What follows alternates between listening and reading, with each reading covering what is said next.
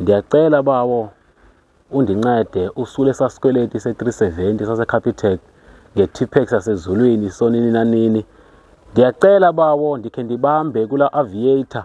Oh mhlaba uyabhuka. Sekuthandaza nawe Antloli. Hayi mntaba, anam ndingudaliwe wadumini xa usithi sekuthandaza nathi Glory. Uncono ngani? Ndibhetele mna. Uncono ngani? Mamela apho because omnye ndimve ethandaza izolo ecaweni esithi in the name of the Father Jesus I forgive you. Ebethuna sanukhumtsha, sanomkhumtshela uThixo. Thandaza ngelanguage yakho. Sanukhumtsha. Thetha ngelanguage yakho. Antloli. Kanti niye emasontweni nolalela ama-mistake ebantu. Kanti njani nini? No Antloli. Akwendiwa lokho. Mamela makhase, into ndiyithethayo sanuthandaza nge-English. uThixo sanomkhumtshela thandaza ngelanguage yakho. Yintoni engavakaliyo apho? Ngeke. Phela uNkulunkulu akawuva umthandazo wemaXhosa nawesivenda. Utowuva njani?